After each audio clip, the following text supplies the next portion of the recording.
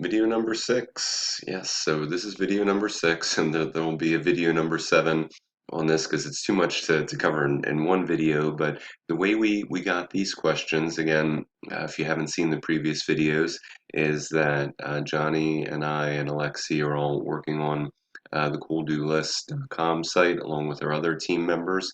And the questions that we're answering came out of the lead gen group that Alexi is in. So she did some really smart stuff in there. So if you haven't heard about that, see the previous videos. There's only 5 videos before this, so you can watch those real quickly. So what we're doing in this video is talking about one of the questions that came up, which is how does Google rank local business results?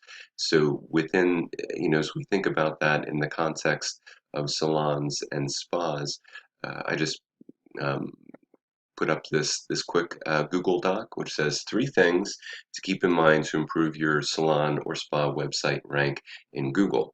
So we could probably do like a 5 hour webinar on this because there's a lot that goes into this. So I'm just covering 3 of the things.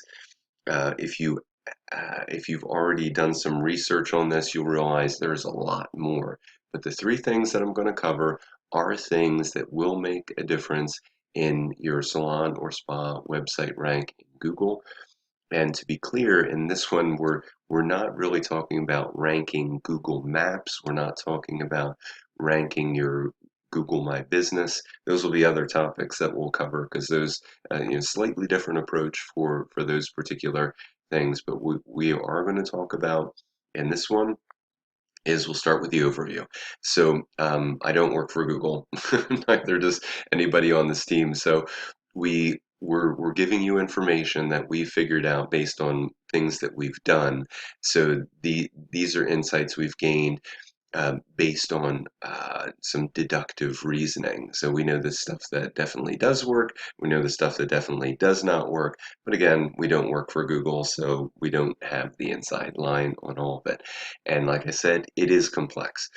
So anybody that says to you, "Oh, there's only 3 little things that you need to do and everything will be great," that's not the way it is. There's a lot more. But again, we're sharing 3 things that will make a difference, and it's the beginning of activity that you'll do.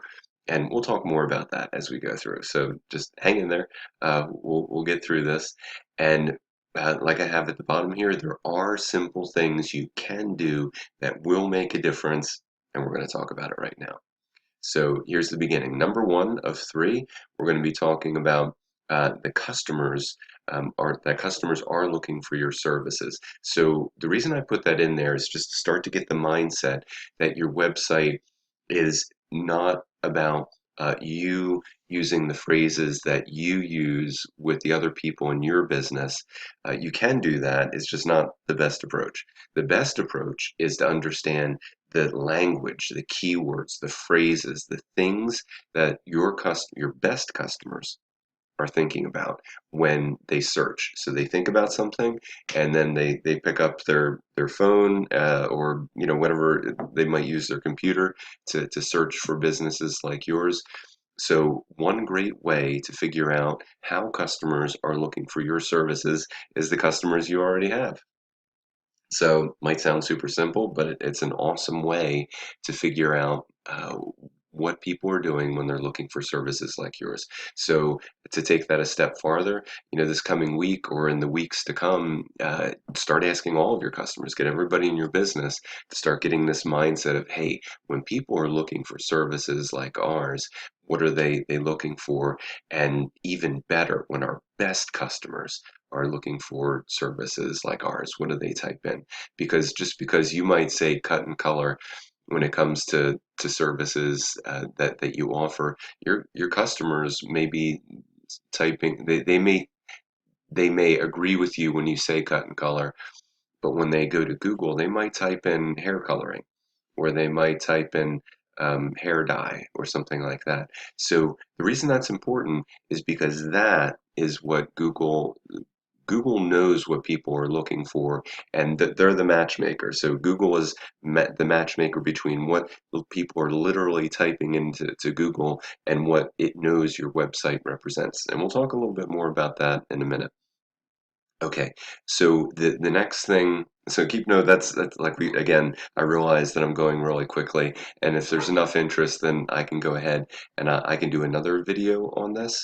The second point that I'll highlight are your competitors. So this is more of a pit to avoid, meaning that be very careful of copying whatever your competitors are doing.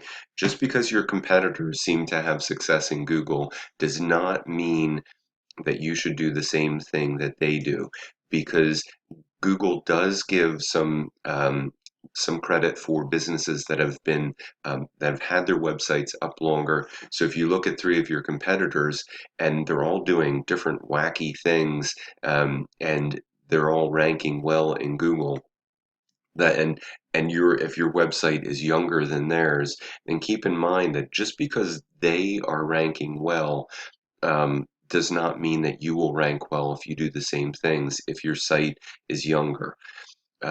Because it's another, when we talk about how Google ranks local business results, it the Google is smart. I mean, they know how long the website has been around, and if you want to know how Google knows how long your website's been around, just post us this question and I'll answer that directly. That they've got a lot of ways to figure it out. They're smart. They know. So the reason I'm pointing it out is that you are certainly welcome to look at your competitors' sites and get some ideas of what you might want to do for your site. But the most important thing is to make sure that you, again, that you are using the phrases that your best customers are using on when you update your website. Okay. So again, don't fall into the pit of doing the same things your competitors are doing. Okay, so I realize that we're already 7 minutes in, and we are not going to have enough time to cover all the rest of this. So I'll be back in the next video. Thanks a lot for listening, and in the next video, we will talk about three simple, the rest of these things. So thanks for your patience. I'll be back again real soon.